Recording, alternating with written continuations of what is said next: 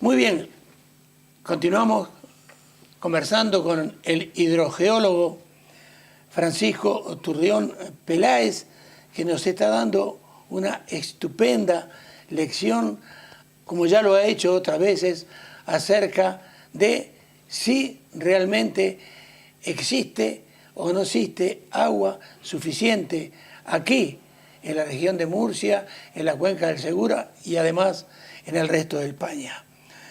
La primera pregunta que le vamos a hacer en esta segunda parte, dice claramente que vos en tu informe proponés legalizar los regadíos actuales, pero declarar delito los nuevos que se produzcan en determinadas zonas.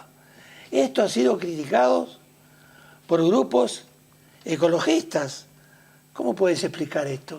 Bueno, vamos a aquí, voy a ver si me tienes que permitir extenderme un poco. Llevamos mucha gente y muchos años hablando de regadíos ilegales, de que hay que quitar regadíos ilegales, de que no pueden existir nuevos regadíos, más regadíos, y que hay que eliminar regadíos ilegales.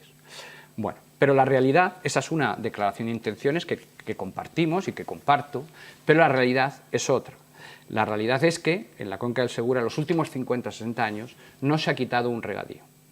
Es decir, aquel regadío que se ha instalado en el campo, allí sigue. Eso a lo largo de los, como digo, 50 años, últimos 50 años. Bien, hemos visto cómo ha ido creciendo ese regadío.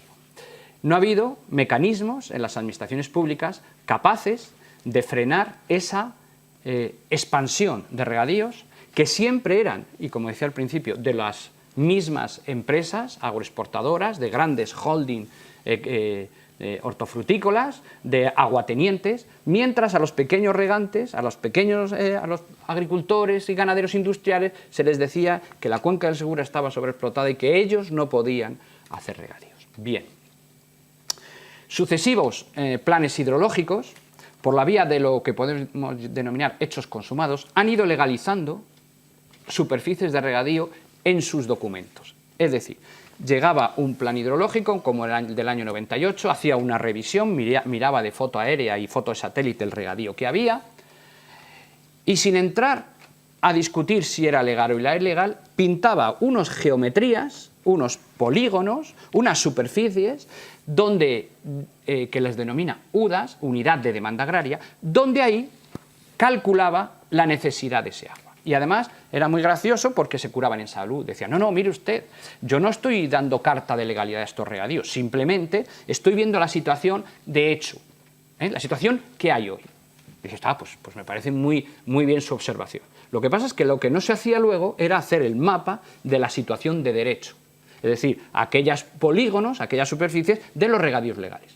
De tal forma que cuando el plan hidrológico, por ejemplo, del 98, asigna agua a esos regadíos, no le asigna agua a los legales, porque no había hecho los perímetros, asigna agua a todos aquellos regadíos que se había encontrado en ese momento, ¿vale?, en esas UDAS, y entonces le sale un déficit. Es decir, en ese acto, ya al ver sobre fotografía aérea unos regadíos existentes en ese año y meterlos en un real decreto incluidos, como de derecho, está legalizando esos regadíos. Pues bueno, ya tenemos ahí una serie de regadíos legalizados, pero llega el plan vigente y dice que serán legales los regadíos anteriores al 98, los regadíos actuales que se puedan regar de las desaladoras de Aquamed junto a la costa y los regadíos de las vegas del Segura actuales.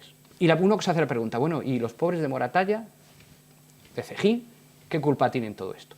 Vemos que la ley lo que ha hecho es un batiburrillo, hay un lío. ¿Cómo puedes tú definir con claridad si esto es anterior al 98, si se puede, si esto se riega con desaladora, no se puede, estos se quedan ilegales, qué va a pasar con ellos, vamos a quitar esos regadíos cuando nunca lo hemos hecho? Es decir, hay una inseguridad jurídica. Por otro lado, sabemos que como los balances de los acuíferos están mal hechos, tenemos recursos suficientes, vamos a hacer una cosa que todo el mundo entienda.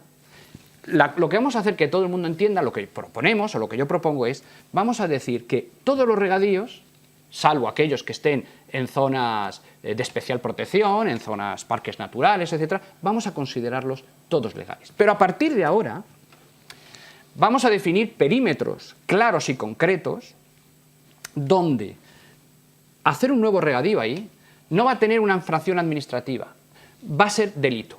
Es decir, no va a intervenir el guarda fluvial o el agente medioambiental. El hecho de que un señor meta un tractor en un terreno para roturar en una zona que se considera pues protegida o que no se pueden ampliar regadíos, eso va a ser considerado delito y va a intervenir la Fiscalía y el Seprona y van a paralizar esa obra. Vamos a ser así eficaces. Por ejemplo, una zona, el Mar Menor. En el entorno del Mar Menor hemos visto cómo han crecido los regadíos.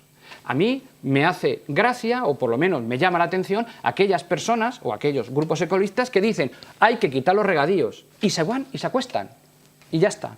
Con eso ya se creen que con decir hay que reestructurar los regadíos o hay que quitar los regadíos, dicho hoy, 2017, dicho hace 10 años, 2007, o dicho hace 20, eso pues a lo mejor tranquiliza las conciencias y eso te sirve para dormir tranquilo. Pero la realidad es que cuando tú te das la vuelta hay otra máquina explanando terreno y roturando monte y poniendo regadío. Y uno pasa por el coche y lo ve todos los días. Bien, el procedimiento actual ha demostrado que las confederaciones son inoperantes o no tienen los medios necesarios para frenar eso.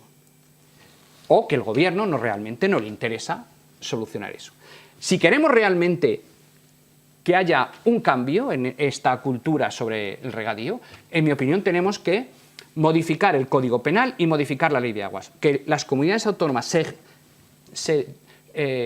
señale claramente, por ejemplo, que en el entorno del Mar Menor, en determinadas zonas, no se puede regar, o que en determinadas zonas, y cualquier persona que entre, invada ese espacio definido claramente, la actuación que compete es al Seprona, a la Guardia Civil y a la Fiscalía. Veremos cómo, si esto actuamos así, frenamos ya los regadíos ilegales. Y por otro lado, vamos a permitir que en zonas del interior de la cuenca, como Moratalla, Caravaca, Calasparra, la gente pueda vivir. Podamos implantar regadíos sociales de bajo consumo, como los regadíos de Moratalla, donde aquí en Moratalla hay la comunidad regante del río Alárave, son 1000 hectáreas y son 1000 propietarios de ese orden de magnitud. Es decir, es una cosa donde hay muchos beneficiados, ¿no? Bueno, pues vamos a fomentar estos regadíos sociales de bajo consumo, no poner hileras de lechugas en 3 cosechas, no. Almendros, que consumen poca agua, viñedos, que consumen poca agua, olivar, pistachos, y donde afectemos a una gran población, a un grupo importante de ciudadanos y de agricultores que se van a beneficiar de ese regadío, el regadío social. Y ahí sí vamos a fomentarlo, para equilibrar, como dice la Ley de Aguas, armonizar el desarrollo regional y sectorial. Es decir, que no solo los señores de la costa de Murcia y de Mazarrón sean los que ganen mucho dinero y exporten, y a los de dentro de la cuenca le digamos que hay déficit y no pueden hacer nada. Entonces, si queremos ser serios con el tema de los regadíos, tenemos que implementar medidas que se vayan a cumplir. Pero no vale, y me parece que es imprudente, decir hay que quitar regadíos y ya está, cuando la evidencia y la prueba ha demostrado que esto, así, no lo hemos conseguido en los últimos 50 años. Dentro de toda locución, magnífica por otra parte, en un momento dijiste Aquamed. ¿Qué es Aquamed? Bueno, Aquamed es una empresa pública que está pues investigada en varios casos penales y judiciales por corrupción, que su objetivo era la creación de la construcción de desaladoras en el Levante peninsular y su funcionamiento. Es decir, inicialmente es una idea buena, es decir, si tenemos tecnología para desalar al agua del mar, podemos utilizarlas y podemos utilizar luego ese agua para regadío. Es un agua cara, pero que sí, como la mezcláramos con agua subterránea, su precio se abarataría el coste y sería un precio competitivo para los agricultores. Otra cosa diferente es que lo que Aquamed vemos por los periódicos y los medios de comunicación es que ha derivado pues, en un tramado de corrupción muy importante y pues, un desfalco de dinero público en obras y en sobrecostes. Francisco, el tango La Comparsita, hecho por Gerardo Matos Rodríguez, un uruguayo, dio la vuelta al mundo porque realmente es el tango más importante de la historia. Y esta pregunta que yo te voy a hacer ahora, pienso que para vos también es importante, porque nos informan que los recursos hídricos acumulados en los pantanos, pero ¿por qué no nos dicen el porcentaje de llenado de los embalses subterráneos, como se hace, por ejemplo, y dijiste antes, en las Islas Baleares? Pues esto es, en mi opinión, muy grave y forma parte de eso que el profesor Ramón Llamas llama la hidroesquizofrenia del agua en España. A mí me parece una palabra a lo mejor muy vulgar, voy a utilizar, una sinvergonzonería, comprobar y ver que en las Islas Baleares, cuando uno se levanta, le informan que los acuíferos están al 70%, y aquí de eso no nos hablan, y nos hablan solo de la situación de los pantanos y los embalses superficiales, que constantemente nos enseñan imágenes de televisión que están cada vez más secos, ¿no? Esta es una evidencia de la manipulación de los medios de comunicación hacia los ciudadanos. Casi podríamos hablar de terrorismo informativo, porque nos crean una sensación de angustia, de ansiedad con el agua, una ansiedad que luego rentabilizan cuando la empresa municipal del pueblo nos dice, a veces privatizada, gestionada por empresas multinacionales, nos dicen que hay que subir el recibo un 15%, y entonces estamos preparados psicológicamente para decir, ya, ¿dónde hay que pagar?, ¿no? Porque nos están haciendo creer que no hay agua. Mientras estamos viendo, como en la ciudad de Murcia, de los edificios que tienen 2 sótanos, con garajes, con coches en 2 alturas de sótano, 2 sótanos, tienen que achicar el agua constantemente para que los coches no se inunden. Es decir, Murcia es como un pantano de arena con agua, que tiene que achicar agua constantemente para que los coches y los garajes no se inunden. Y esa agua, pues lejos de utilizarla para el regadío, para el uso, o incluso potabilizarla para beber, pues la tiramos a la red de alcantarillado. Y eso, que no se entere nadie, que no se enteren en Castilla-La Mancha que nosotros tenemos que deshacernos de agua para que no se inunden los coches, ¿no? Todo esto forma un entramado donde hay, como decíamos, muchos intereses. Dicen los agricultores de Murcia que el agua por donde pasa moja. Y hay mucha gente interesada o cobrando dinero en que los ciudadanos no sepamos la verdad del agua y nos tengan en esta ansiedad para, como digo, subirnos el recibo del agua o montarnos un día en un autobús con un bocadillo a una manifestación en Madrid para pedir el trasvase del Ebro. La gente tiene que saber, y aprovecho la ocasión que decir, que ya no quedan ingenuos por el mundo. Ante las amenazas del cambio climático, no va a haber ninguna cuenca hidrográfica que esté dispuesta a que otras de otro sitio tú vayas a decirle, vamos a ser solidarios y danos tu agua que a ti te sobra. Mire usted, el agua no sobra, el agua tiene un fin, tiene una misión en un río, el agua tiene que fluir hacia el mar, el agua tiene que depositar sedimentos en los deltas, de esos deltas comen los peces, ahí hay centros pesqueros, hay toda una industria relacionada con la pesca que tienen que vivir. Y mientras, nosotros aquí, que tenemos todo el Mediterráneo para utilizarlo, agua desalada, agua subterránea que se nos sale de los pozos o se nos sale de Murcia, para poder utilizarlo, y te dice, oiga, yo creo que el que es usted insolidario es usted de Murcia.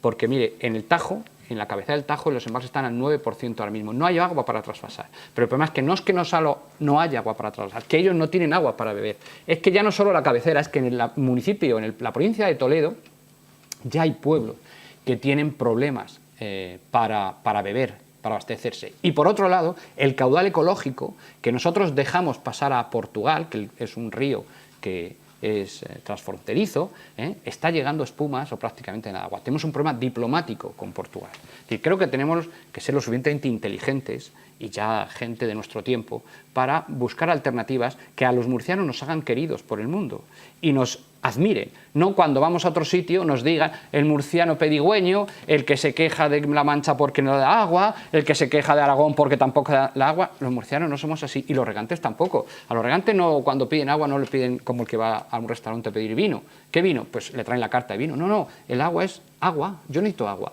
Y si tú, un regante, un agricultor, tú le ofreces agua suya de sus acuíferos o agua desalada mezclada con un precio competitivo, no tendrán ningún capricho por el Tajo.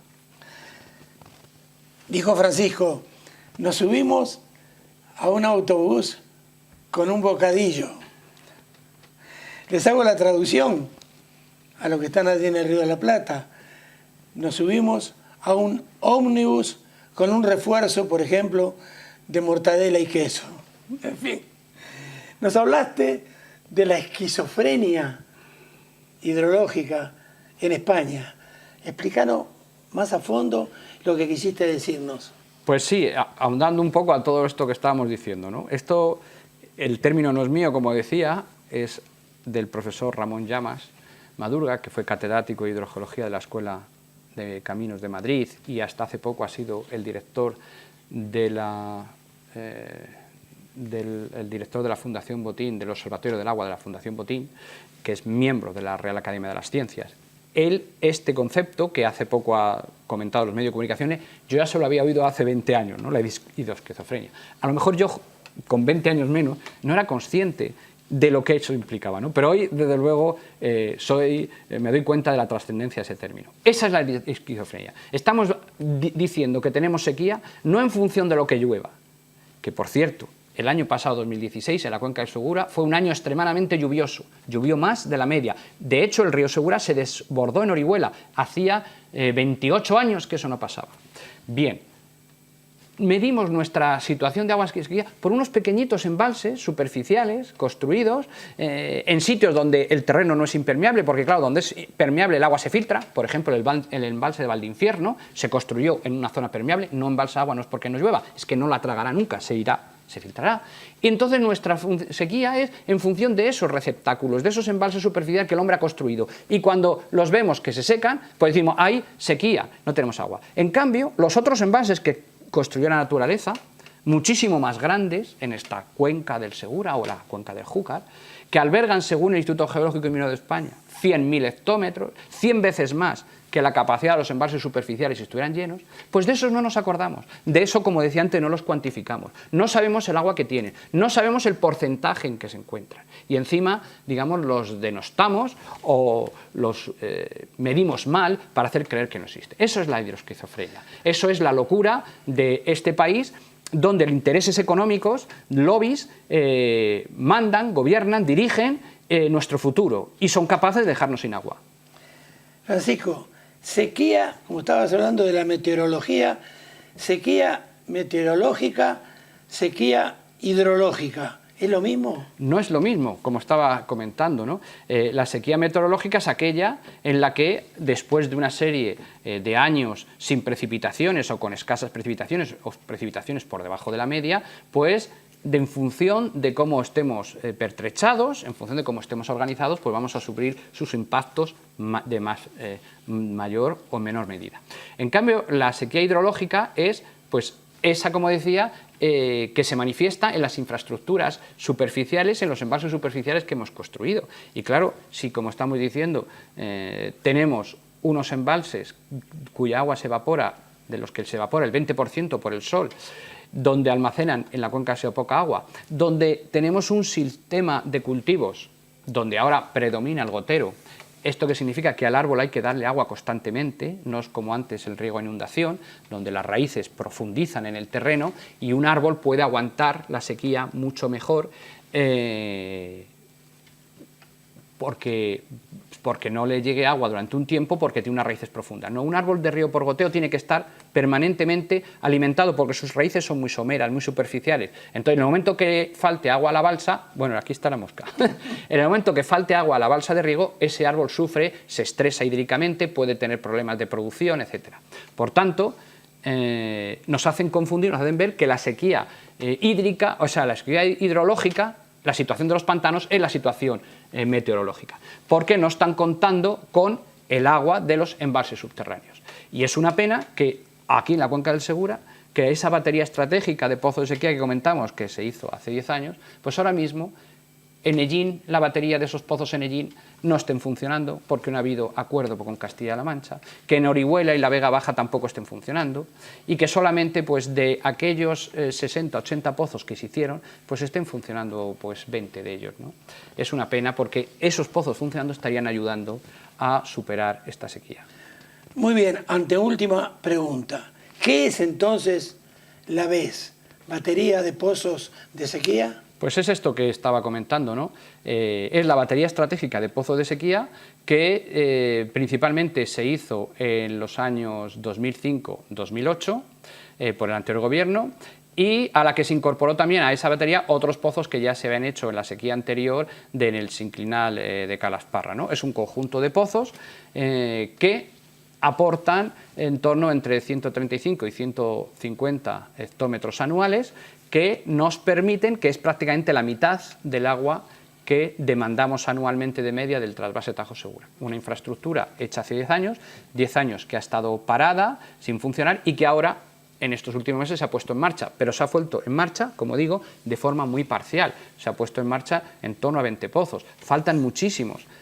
Podemos decir por lo menos otros 60 o 50 pozos podrían estar funcionando ahora mismo también y aportando un volumen importante de agua en esta sequía. Muy bien, para terminar entonces, la pregunta del millón. Sí. ¿Qué intereses hay, entonces existen, para que no tengamos acceso a nuestra propia agua? Pues el interés fundamental es que a algunos se les acaba el negocio.